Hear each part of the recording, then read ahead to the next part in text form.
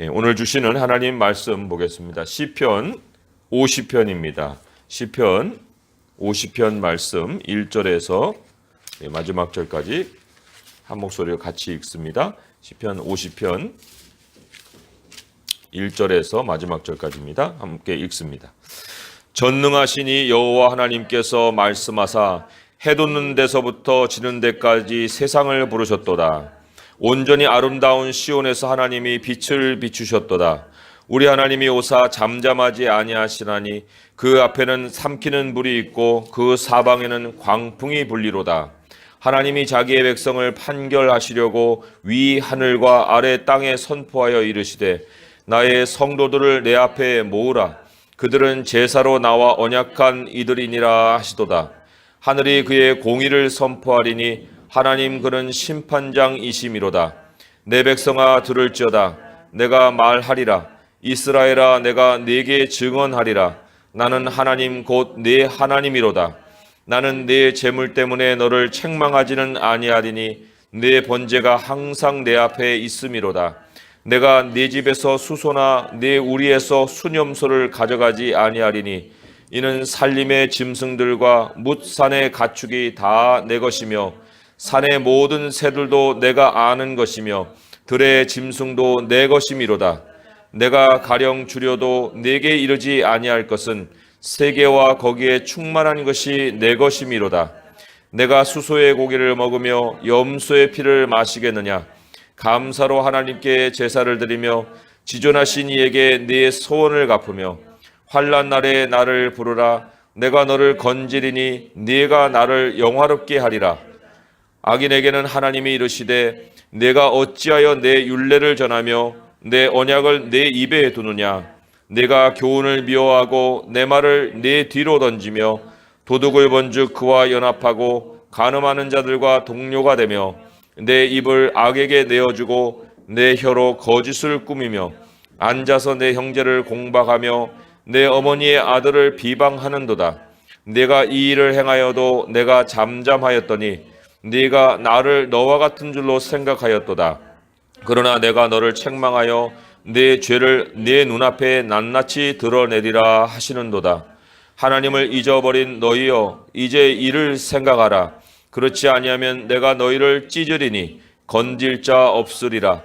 감사로 제사를 드리는 자가 나를 영화롭게 하나니 그의 행위를 옳게 하는 자에게 내가 하나님의 구원을 보이리라. 아멘. 하나님의 영이 임하는 사람에게 주어지는 공통의 선물이 있습니다. 요엘서 2장에서도 그것이 예언된 바 있고 또 사도행전 2장 17절에서는 그 예언이 실현된 현실을 우리에게 펼쳐 보여주고 있습니다. 그것은 육의 사람이 영의 사람으로 변화되는 큰 공통된 표시입니다. 사도행전 2장 17절의 말씀에 내가 내 영을 모든 육체에 부어주리니 너희 자녀들은 예언할 것이요 너희의 젊은이들은 환상을 보고 너희의 늙은이들은 꿈을 꾸리라 했습니다. 이 요엘서에서는 이 예언이 장래일을 말할 것이요 라는 말로 다시 설명을 하고 있습니다. 하나님의 영이 육체 안에 들어와서 그 사람을 변화시키는 가장 큰 공통된 변화, 그 사람의 그 안에서 일으키시는 변화는 장래일에 대한 눈이 열리게 하신다는 겁니다. 장래일, 예언이나 환상이나 이 꿈이나 이 모든 것이 육체라고 하는 이 우리 경계선 안에 눈이 한정돼 있잖아요. 그런데 우리의 안목이 육체의 한계를 넘어섭니다. 그리고는 하늘과 땅을 망라하는, 하늘과 땅이라는 것은 영과 육을 다 포함하는 세상을 얘기하는데 그 총체적인 세상의 그 창조의 세상을 보게 해주신다는 거예요. 그게 하나님의 영을 받은 사람들에게 일어나는 큰 변화입니다. 생각의 그 완전 한계가 바뀌는 역사를 하나님의 영이 우리에게 일으키시는 거예요. 그런데 그런 예언이나 환상이나 꿈이나 그걸 어디 가서 이제 체험을 할 것이냐. 우리 안에서 신비로운 어떤 체험으로 생각하는 사람들이 많아요. 그런데 예언이나 이 장래일을 아는 것이나 또 환상을 보는 것이나 또 심지어 꿈에 대한 내용을 우리가 가지는 것까지도 하나님께서 이 성경을 통해서 그 세상을 우리에게 열어주신다 하는 것입니다. 오늘 시편에 보시면은 이거는 세상 사람들에게 하는 말씀이 아니에요. 오늘 시편은 하나님의 백성을 장래의 심판의 자리로 데려가고 있습니다.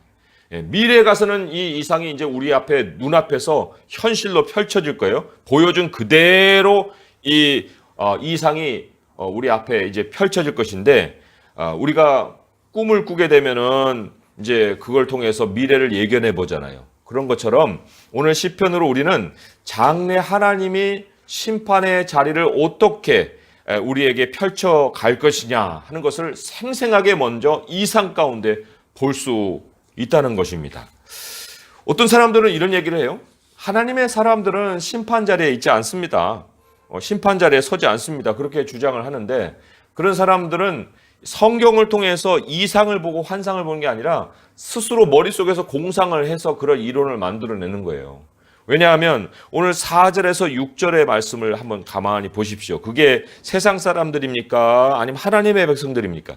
4절부터 제가 3절을 읽어봅니다. 하나님이 자기의 백성을 판결하시려고, 이게 심판이에요. 판결하시려고 위 하늘과 땅 아래에 선포하여 이르시되 나의 성도들을, 다른 사람이 아닙니다. 나의 성도를 내 앞에 모으라. 그들은 제사로 나와 언약한 이들이니라 하시도다. 하늘이 그의 공의를 선포하리니 하나님 그는 심판장이심이로다 그랬어요. 하나님이 심판장이신데 모으는 대상을 보니까 세상에서 해 뜨는 데부터 해 지는 데까지 하나님의 백성을 모아서 지금 심판을 하고 계시는 겁니다. 그러면 하나님이 왜 이러한 심판 자리를 하나님의 백성에게 미리 이상으로 보여주실까? 왜 이것이 우리에게 이 장래일에 대한 이상으로 펼쳐지고 있는 것일까? 그것은 하나님이 이걸 우리에게 가르치시는 거예요. 심판이 이렇게 반드시 일어날 것이니까 우리 하나님의 백성은 예비하라는 거예요. 그거는 그냥 이상으로 끝나는 계시가 아니라는 것입니다. 그런데 만약에 이렇게 이상으로 보여줬는데 경고에도 불구하고 예비하지 않게 되면은 그때는 예수님이 비유에서 많이 말씀하신 것처럼 이 두 가지 부류의 사람으로 나뉠 때 거기에 버려지는 가라지의 모습으로 나뉘게 되는 거예요. 문 밖에 버려지는 슬피 우는 사람들의 모습으로 이 변화가 될 수가 있는 겁니다. 참 우리 하나님께서 이 사람들을 세상 사람들이라고 얘기하지 않은 것이 굉장히 심오한 의미를 가지고 있습니다. 하나님 백성 중에 있다가 버려지는 자들, 이게 도대체 어떤 사람들을 얘기하는 것일까? 예수님 많은 비유에서 얘기하셨어요. 양무리가 있는데 그 가운데 섞인 염소들이 있을 것이다. 또 이 알곡이 있는데 그 가운데 섞여지는 가라지가 있을 것이다. 그러나 그 심판의 자리까지 가기 전에는 그 사람들이 우리 모습을 잘 드러내지는 않습니다. 여기 성경에 보게 되면 16절에 그들을 일컬어서 악인이라고 얘기합니다. 이 악인은 어디서 등장하는 거냐면 하나님이 모은 그 하나님의 백성들 가운데서 드러나는 그 존재들이에요. 이게 엉뚱하게 뭐 세상에서 나오는 사람들이 아니라 하는 거예요. 그리고 우리가 그날에 가면 우리의 두 눈으로 이 사람들이, 이런 사람들이 이제 밖으로 내던지는 이 모습을 목격하게 될 것입니다. 밖에 던져진다는 얘기는 안에 들어와 있던 사람이라는 것을 암시하고 있는 거예요. 그러다가 밖으로 던져지는 그런 사람이라는 거죠. 지금은 드러나지 않지만 드러낼 필요도 없어요. 예수님이 이런 사람들을 드러내라고 하시지도 않았어요. 그런데 왜 드러내지 말라고 했을까? 왜 그럴까요? 그것은 오늘 드러나시는 하나님의 모습에서 그 뜻이, 그 이유가 제시가 되어 있습니다. 오늘 하나님의 모습을 어떻게 우리에게 제시하고 있습니까? 2절부터 3절에 보면은 이렇게 기록했어요. 온전히 아름다운 시온에서 하나님이 빛을 비추셨도다. 우리 하나님이 오사 잠잠하지 아니하시니 그 앞에는 삼키는 불이 있고 그 사방에는 광풍이 불리로다. 이런 말씀으로 우리 하나님을 소개합니다. 왜 이런 하나님의 말씀일까 하면 빛은 어두운 것을 드러냅니다. 감춰진 것을 밝히 나타냅니다. 하나님이 드러나시면, 하나님이 자신을 드러내시면 그냥 그 빛 앞에 모든 것이 실체로 드러나는 거예요. 그것뿐만 아닙니다. 하나님은 불로 여기 불로 삼키는 불로 나타나시잖아요. 모든 가식의 껍데기를 완전히 다 태워버리시는 거예요. 빛으로 드러냅니다. 불로 태워버립니다. 그 정도가 아니에요. 광풍으로 불어버립니다. 그 사람의 것이 아닌 것은 먼지 하나라도 남지 않고 다 바람에 불려가게끔, 그러니까 하나님이 드러나신, 하나님이 자신을 드러내시면 이거는 뭐 순식간에 뭐 사람이 아무리 감추려 해도 감출 수 없는 그 실체를 하나님이 드러내실 수 있다는 거예요. 있다는 것입니다. 그러니까 우리가 애써서 뭐 우리의 노력으로 사람들을 막 발췌해내고 그냥 없는 사람들을 막 이렇게 드러내려고 할 이유가 없다는 거예요. 그 사람의 정체만 남기시는 거예요. 하나님 앞에서는. 그러니까 무엇인 채 할 수 없는 존재가 되는 거죠. 이 시편에서 하나님이 이 두 부류의 하나님의 백성에게 이제 그날의 현실을 경고하고 있어요. 물론 다 모입니다. 다 모이는데 그 모이는 사람들 중에서도 하나님의 심판의 경고를 받아야 그 경고의 대상이 있는 거예요. 물론 지금 이상 중에 그 경고의 대상을 말씀하고 있기 때문에 그것은 아직은 그러한 모습으로 결말까지 가는 사람들은 아니죠. 그렇지만 그때 이러한 결말에 그러한 모습으로 드러나는 것은 비극의 시작이라고 할 수가 있습니다. 이제 그러한 두 부류의 사람인데 먼저 이 사람들을 통으로 합쳐가지고 한 그 공통적인 모습으로 묘사하자면 22절의 말씀이에요. 오늘 시편 50편 22절의 말씀을 보면은 거기에 두 부류지만 그 사람들을 한 부류로 이렇게 소개를 했습니다. 하나님을 잊어버린 너희여. 하나님을 잊어버린 너희다. 사람이 하나님을 알다가 하나님을 잊어버리고 생을 마치잖아요. 하나님을 잊어버리고 생을 마치게 되면 그 사람이 받을 보응이 뭐겠습니까? 오늘 말씀에 보면은 하나님을 잊어버린 너희여 이를 생각하라. 그렇지 않으면 내가 너희를 찢으리니 건질 자가 없다. 하나님이 찢어버리신다. 죄는 하나님과 분리되는 거예요. 하나님이 이미 하나님과 단절된 거예요. 하나님이 찢어진 거예요. 그런데 찢어진 정도가 아니라 여기 너희를 찢으리는 갈기 조각으로 찢어버린다는 얘기입니다. 그거는 영원한 하나님과의 분리를 얘기하는 거예요. 돌이킬 수 없고 회복될 수 없는 그러한 영원한 구원이 없는 그러한 실체로 그 사람들이 던져지는 것입니다. 사실 그 형벌이 뭐 미래에 당하는 것으로 여기선 묘사를 우리가 생각할 수 있겠지만 그러나 미래를 우리에게 가르쳐 주시려는 것이 아니라 지금이 그런 상태인 하나님의 백성이 있다는 거예요. 그런데 그들의 미래가 이렇게 될 것이니 지금 경고를 받는 사람들, 그 사람들은 몰랐다고 변명할 수가 없다. 앞으로 가서. 그것이 하나의 목적이 있는 것이고 또 하나는 안일하게 살고 있는 하나님의 백성들을 잠에서 깨어나라. 이 두 가지 목적이 있는 거예요. 하나님이 그러한 말씀을 주신 다음에 23절에 요구하시고 또 바라시는 것이 있습니다. 뭐냐면 그의 행위를 옳게 하는 사람이라 하는 것이 하나님이 바라시는 모습인데 행위는 웨이입니다. 웨이. 그의 길을 옳게 하는 사람이라 그렇게 정확하게 번역을 할 수가 있어요. 그러니까 그동안까지는 길이 어그러진 거예요. 넓은 길을 택해서 가는 거예요. 바르지 않은 다른 길을 가는 거예요. 그러다가 하나님께 돌이킴을 받아서 다시 길로 돌아오는 거예요. 예수 그리스도 그분에게로 다시 돌아오는 것을 하나님이 바라시는 거죠. 이 하나님의 경고입니다. 하나님의 경고를 무시하면 어떻게 되는가? 우리 히브리서 12장의 말씀 한번 같이 찾아보겠습니다. 히브리서 12장 25절에서 29절의 말씀 좀 몇 구절 되는 것이지만 우리 함께 찾아서 읽어보겠습니다. 히브리서 12장 25절에서 29절의 말씀입니다. 신약성경 368쪽이에요. 함께 읽겠습니다. 시작. 너희는 삼가 말씀하신 일을 거역하지 말라. 땅에서 경고하신 일을 거역한 그들이 피하지 못하였거든.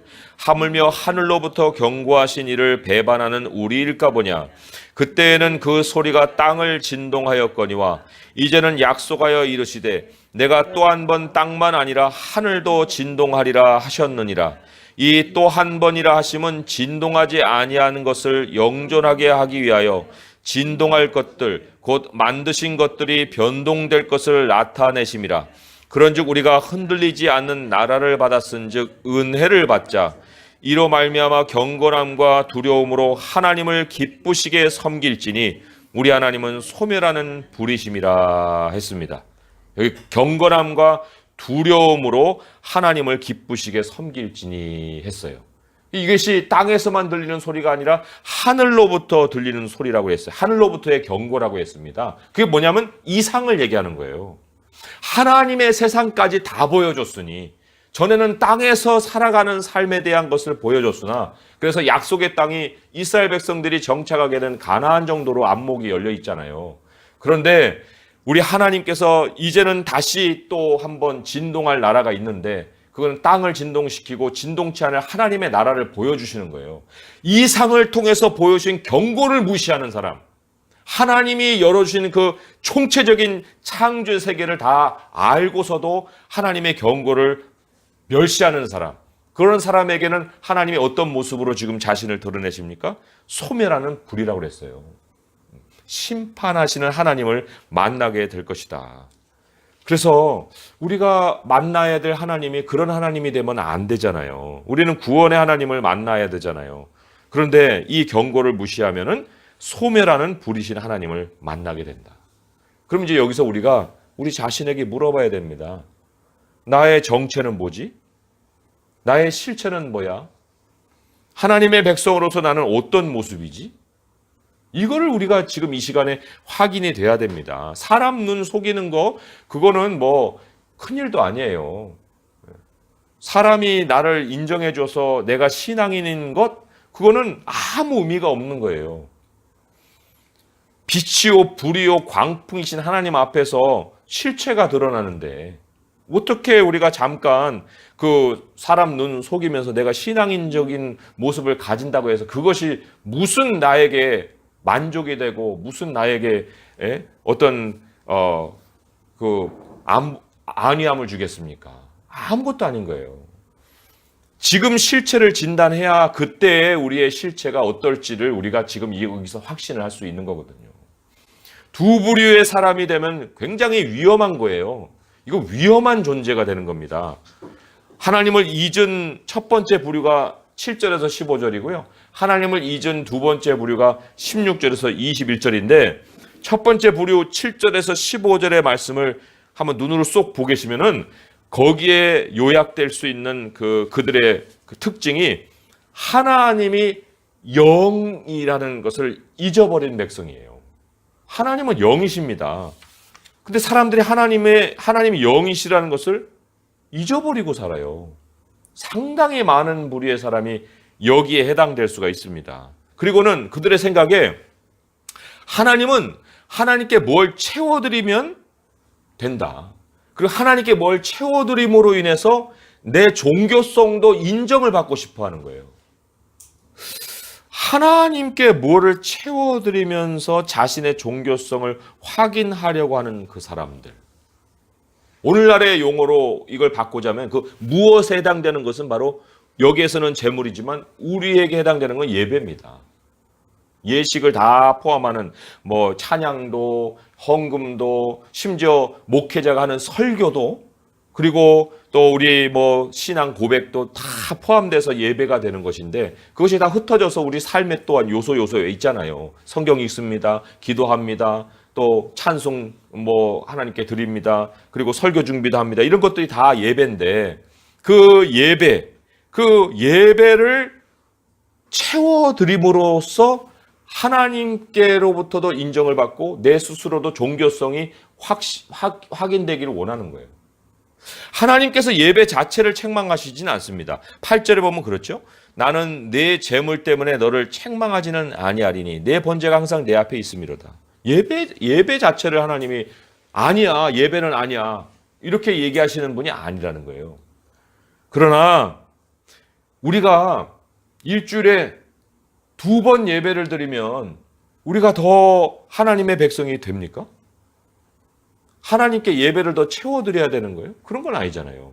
우리가 10만 원 드리는 걸 100만 원을 하나님께 드립니다. 그러면 그 10만 원이 100만 원이 되면 더 하나님의 백성이 됩니까? 하나님께 100만 원 채워드리면 되는 거예요? 그런 거 아니잖아요. 하나님께서 12절에 뭐라고 했습니까? 내가 가령 주려도 내게 이르지 아니할 것은 세계와 거기에 충만한 것이 내 것이다. 내 것, 모든 게 내 것인데 너가 나한테 뭘 채워주려고 하느냐. 하나님께서 그것이 굉장히 이 사람에게 지적해 주실 만한 경고의 내용이라는 거예요. 근데 왜 이런 태도가 나오느냐? 그거는 하나님의 영이시라는 걸 잊어버렸기 때문에 그런 거예요. 영이라는 것을 잊어버렸기 때문에 내게도 하나님께 채워드릴 것이 내가 만질 수 있고 느낄 수 있고 볼 수 있는 그거를 하나님께 채워드리려고 하는 거죠. 내가 하나님께 접근에 들어가는 거예요. 그걸 신앙이라고 사람들은 생각하겠지만 그건 이교도의 종교성에도 있는 것입니다. 내가 하나님께 접근해 가는 게 신앙이 아니고 나에게 찾아오시는 하나님께 내가 반응하는 것이 신앙인 거예요. 그게 참 믿음이죠. 그런데 하나님이 내게 찾아오신다는 건 결국 영이거든요. 그 영의 하나님을 만나지도 못한 사람이 어떻게 하나님을 향해 접근할 수가 있느냐. 하나님을 잊은 사람에게는 그렇기 때문에 하나님께 접근은 있어요. 그런데 하나님께 반응하지 못합니다. 그럼 도대체 뭐가 하나님을 향한 반응인가? 오늘 말씀을 보게 되면 세 가지로 하나님께 대한 반응을 얘기를 하고 있습니다. 14절에서 15절의 말씀에 아주 잘 요약이 되어 있어요. 우리 함께 읽어보겠습니다. 14절 15절 시작. 감사로 하나님께 제사를 드리며 지존하신 이에게 내 서원을 갚으며 환난 날에 나를 부르라. 내가 너를 건지리니 내가 나를 영화롭게 하리로다. 이거 하나님 먼저 찾아오지 않으면 전혀 할 수 없는, 도무지 할 수 없는 반응입니다. 먼저는 감사예요. 감사가 내가 하나님 감사합니다. Thank you God. 이것을 얘기하는지 모르겠지만 그게 성경이 얘기하는 감사가 아니에요. 감사는 찾아오시는 하나님, 특별히 말씀으로 찾아오시는 하나님께 우리의 생각을 드리는 게 감사입니다. 하나님을 기억하는 게 감사한 거예요. 생각도 없이 누가 감사합니다 그러면 말뿐이네. 사람도 느끼잖아요. 말뿐인 감사는 감사가 아니거든요. 깊이 생각하고 그리고 정말 찾아와서 부모에게 울먹울먹하면서 엄마 너무 감사해 하고 얘기하는 아이, 그 마음에 뭐가 있잖아요. 마찬가지예요. 하나님께 감사라는 것은 하나님이 어떤 분이신지 하나님을 기억함이 있고 그리고 생각이 깊어져서 하나님을 찾아나가서 하나님께 나의 그 느낌을 드리는 게 이게 감사예요. 하나님이 먼저 찾아오셨기 때문에 일어나는 거예요. 두 번째는 서원이라고 했습니다. 서원은 하나님과 딜링하는 게 아니에요. 내가 결심한 바를 하나님 내가 이걸 드리니 하나님 이거 이루셔야 됩니다. 굳은 결심, 이게 서원이 아닙니다. 성경이 얘기하는 이 서원이라는 것은 하나님이 어떤 분이신지를 알기 때문에 하나님이 어떠한 인격을 가지신 분인지를 알기 때문에 그 소망의 100%를 거는 것이 서원입니다.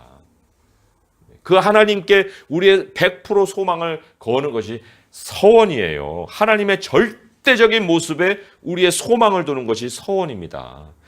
이렇게 하겠습니다. 이것을 우리가 결심이라고 생각할 수도 있겠지만은 그러나 하나님으로 인해서 다짐하는 것이 서원이에요. 그렇지 않은 서원은 하나님이 받지 않으시고 하지도 말라 그랬습니다. 함부로 입을 열지 말라 그랬어요. 하나님도 모르면서 너가 어떻게 그것을 하려고 하느냐? 이게 하나님이 반문하시는 거거든요. 그러니까 첫 번째는 감사가 있어요. 두 번째는 서원이 있습니다. 마지막으로는 환난에는 나를 부르라 했죠. 기도가 있습니다. 하나님의 약속에 대한 절대적으로 의지하는 모습이 기도예요.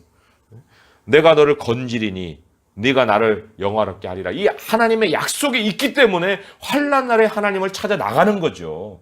기도라는 것은 하나님 약속 없이는 우리에게는 일어날 수가 없는 거예요. 그냥 주절주절 하는 거, 그런 거 누가 못하겠습니까? 그러니까 사실 우리가 다른 사람들보다 예배를 더 중시하는 거 굉장히 신앙적으로 보여요. 그리고 또 더 드린다? 그것도 신앙적일 수 있죠. 또 능동적으로 하나님을 막 찾아 나가는 모습, 헌신하는 모습, 막 어디로든지 막 뛰어나갈 것 같은 그 열정을 가진 모습, 더 굉장한 모습으로 비칠 수가 있습니다. 그런데 막상 하나님의 말씀에 깊은 어떤 생각이 머무르지 아니하고, 또 하나님의 인격에 대해 절대적인 어떤 신뢰를 가지고 거기에 소망을 두지 않고, 하나님 부르짖어라 그런 기도를 하라고 말씀하시는 그 하나님의 음성에도 별로 그렇게 기도할 거리도 없고, 그냥 다 내가 해결하고 그냥 마지막에 가서는 하나님을 찾고 그런 모습이라면 그 사람의 하나님은 영이 아니시죠. 그리고 그 사람의 삶도 영적인 삶이 아닌 거예요. 어쩌면 그 사람이 영의 사람이 아닐 수도 있는 거죠. 두 번째로 나타나는 부류는 아예 심판이 작정된 사람이라고 할 수가 있습니다. 뭐냐면 하나님 백성 안에서 스스로 모습은 잘 감추고 있지만 전혀 그렇지 않은 쭉정이와 가라지 같은 그런 사람이죠. 16절에 보게 되면 그 사람의 특징이 겉으로 이렇게 나타납니다. 악인에게 하나님 이르기를 내가 어찌하여 내 율례를 전하며 내 언약을 내 입에 두느냐. 말로는 누가 봐도 그리스도인이에요. 자기도 자기 자신을 그리스도인이라고 말합니다. 드러냅니다. 내가 목사입니다. 이렇게 드러낼 수가 있는 거예요. 그런데 17절 이하를 보게 되면 우선순위에 있어서는 항상 하나님 말씀이 뒤로 밀립니다. 여기 미워한다는 게 2차적인 위치에 둔다는 거거든요. 내가 하나님의 교훈을 둘째로 두고 내 말을 내 뒤로 던지고 귀뚝으로도 안 듣고 행동은 전혀 다른 색깔을 내고 살아가고 있는데 어떻게 너가 말로 그리스도인이라고 해서 너가 그리스도인이냐. 18절 보게 되면 그 사람 말로다는 아마 도둑질하지 말아야 됩니다. 남의 거 훔치면 안 됩니다. 아마 그런 식으로 얘기를 했을 거예요. 그런데 보니까 그 사람 삶의 그 울타리 안에 드글드글 끓는 사람들이 다 남의 거 훔치는 사람들이에요. 그런 사람들과 하나의 사슬을 이루어서 연결 사슬을 이루어서 그냥 거기서 짝하고 살고 있는 거예요. 남의 것 빼앗는 것을 가지고 이익을 얻는 그런 무리 속에서 그 사람의 삶이 이루어지고 있어요. 또 하나, 간음하는 자들과 동료가 된다. 겉으로는 신사숙녀입니다. 양복 빼입고 정장 빼입으면은 사람들은 신사숙녀라고 얘기하겠지만, 그런데 그 사람의 어울리는 부류를 보니까 완전히 그 어울리는 장소도 그렇고 야한 곳들을 많이 돌아다니는 거예요. 요즘 성추행에 대해서 고발하는 그러한 사람들 인물들 보면 멀쩡합니다. 멀쩡한데 어떻게 그러한 그 음란한 그 배우의 삶이 있었을까 싶은 그런 사람들이에요. 그럴 뿐만 아니라 19절에 보게 되면 거짓, 입을 악에게 내주고 내 혀로 거짓을 꾸민다. 거짓이 아주 일상이죠. 일상일 뿐만 아니라 20절의 말씀, 이제 하나님 백성과의 그 관계를 한번 보세요. 앉아서 내 형제를 공박하며 내 어머니의 아들을 비방한다. 하나님 백성에게 욕도 하고 소리도 지르고 공격하고 비방하는 일이 그냥 그 사람에게 묻어있는 색깔이 돼버린 거예요. 그런 사람, 그런데 더 놀라운 게 있습니다. 21절의 말씀이 하나님이 그 사람을 향해서 하는 평가에, 내가 이 일을 행하여도 내가 잠잠하였더니 내가 나를 너와 같은 줄 생각했느냐? 이게 하나님의 아주 그 엄중한 경고입니다. 하나님이 참아주시는 거예요. 하나님이 참고 계시고 아무 얘기도 안 하니까 하나님이 나를 배려하시나 보네. 하나님 나를 사랑하시나 보네. 하나님이 나를 용서하셨나 보네. 착각하는 거예요. 그리고는 계속해서 자기의 삶의 변화 없는 모습을 그냥 끌어가고 있는 것입니다. 그런데 이 사람에게 남은 현실이 뭐예요? 소멸하는 불을 만나는 거예요. 하나님, 소멸하신 하나님의 소멸한 불이신 하나님을 만나는 거죠. 여기에 뭐라고 했습니까? 21절 마지막쯤에 너를 책망하여 내 죄를 내 눈앞에 낱낱이 드러내리라 하시는도다. 언제요? 하나님 만나는 날에. 빛으로 불로 광풍으로 다 벗겨버린다는 얘기입니다.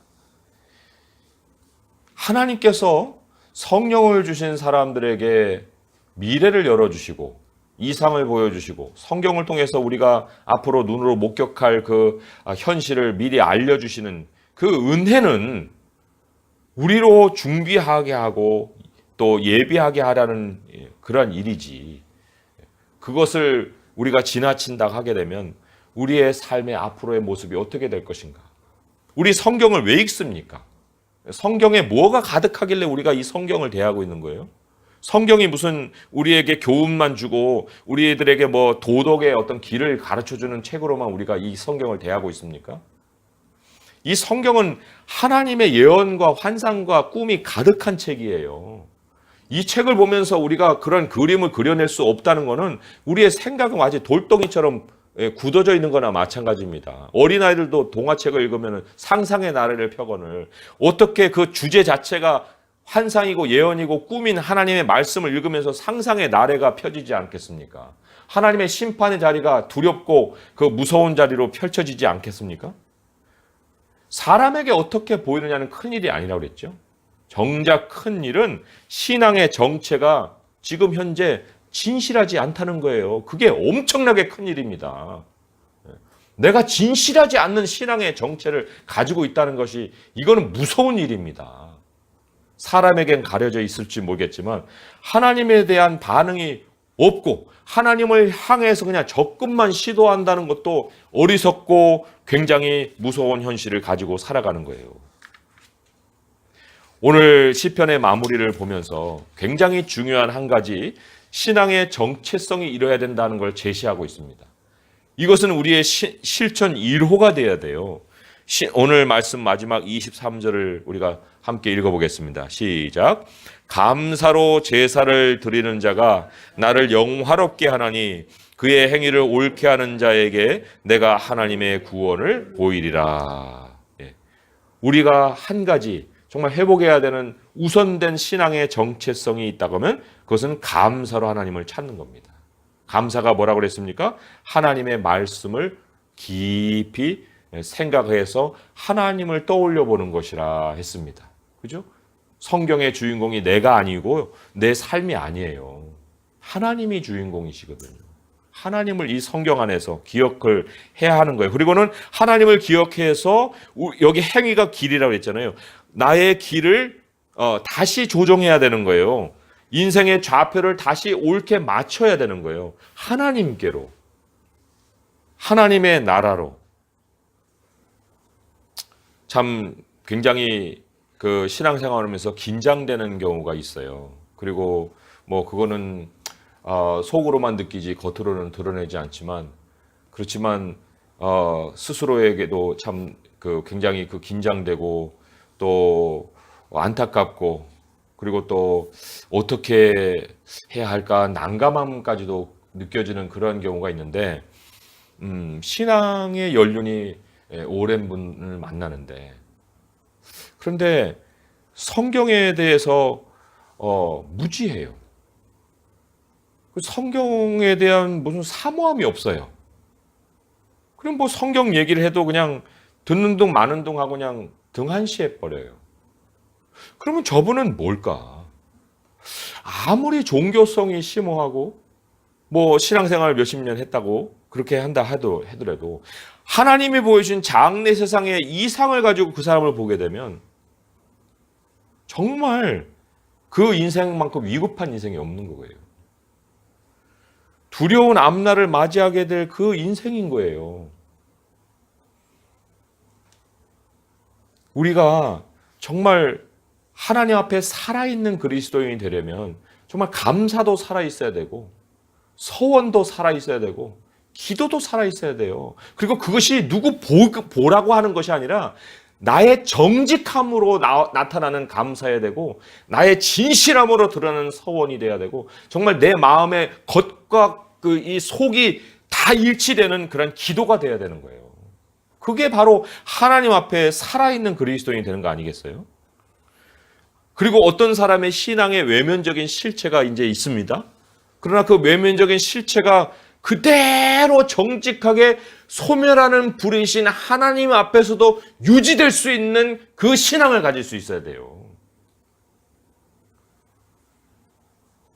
그러려면은 우리가 정말 미래가 어떻게 펼쳐질 것이냐.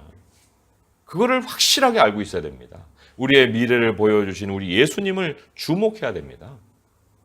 예수님 우리의 앞날까지 다 보여가셨어요. 우리 앞날은 부활입니다. 하나님 보좌에 앉으신 그분과 같이 우리가 왕노릇할 그곳으로 가는 거예요. 그게 우리의 미래입니다. 그 미래가 우리에게 있는데 어디다가 주목을 하고 우리가 살고 있습니까? 우리의 이 정체성이 어디 있는가 하는 것입니다. 하나님의 말씀은 그냥 주어지는 글이 아닙니다. 이 말씀이 바로 우리에게 길이고, 이 길이신 예수님과 동행을 할 때에만 거기에서 우리가 옳은 인생을 살아갈 수가 있는 것입니다. 마무리하면서 이 시편 1편의 말씀 우리가 잘 알기 때문에 제가 기억해 드리면은, 주야로 주의 말씀을 묵상하는 것을 즐거워하잖아요. 그 사람이 누구라고 했어요? 복 있는 사람이었잖아요. 그 복 있는 사람이 그냥 복이 있기 때문에 복 있는 사람, 복 아무 내용도 없이 그냥 복만 얘기한 게 아니라, 그 사람이 뭐라고 했으면 하는 일마다 형통한다고 했잖아요. 모든 일이 형통하다고 했잖아요. 하나님의 율법이 모든 인생의 이 다양한 일들을 형통으로 이끌어 가시는 거예요. 왜? 하나님의 말씀이 길이기 때문에 그렇습니다. 그런데 그 길을 발견하려면 시냇가에 그 나무가 심겨져 있어야 되는 거예요. 늘 생명의 물을 마셔야 되는 겁니다. 그래서 오늘 우리 하나님의 말씀을 우리가 그냥 글로 읽지 아니하고 하나님이 우리에게 보여주신 이상으로 받았습니다. 정말 부들부들 떨 만큼의 그런 어떤 꿈을 꾸면은 그 평생 잊어버리지 않아요. 그 마음에 각인되듯이 하나님이 주시는 이상은 우리 끝날까지뿐만 아니라 영원한 나라에서까지도 우리 마음에서 지워질 수 없습니다. 오늘 이 시편 50편의 말씀, 우리가 앞으로 가게 되어서 그 정말 현실, 눈앞에 펼쳐질 현실로 보게 될 이 심판의 자리, 이 기록된 그대로 우리가 앞으로 만나게 될 것입니다. 이 이상을 끝까지 품으시고 하나님 앞에서 경건함과 두려움으로 우리 주님을 기쁘시게 하는 삶을 사는 성도님 되시기를 주님의 이름으로 축원드립니다. 기도하겠습니다. 하나님 아버지, 우리 주님이 이상과 환상과 또 장래일과 꿈을 성경에 가득 담아 주셨습니다. 아버지 하나님, 이 우리가 따르는 진리는 신비의 그러한 경험으로만 되는 것이 아닙니다. 아버지 하나님, 우리 주님은 말씀이 육체가 되어 이 땅에 오신 분이고 또 그 육체가 되살아나셔서 하나님의 나라로 가신 분이십니다.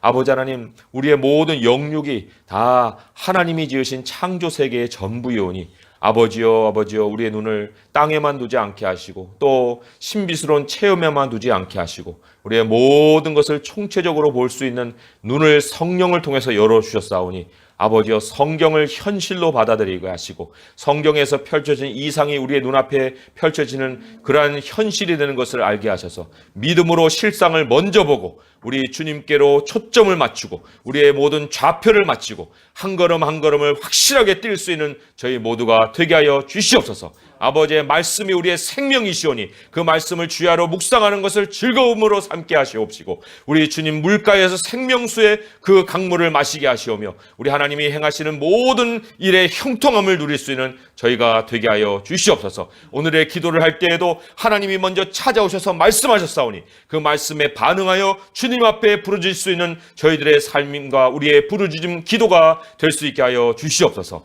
예수님의 이름으로 감사하며 기도합니다. 아멘.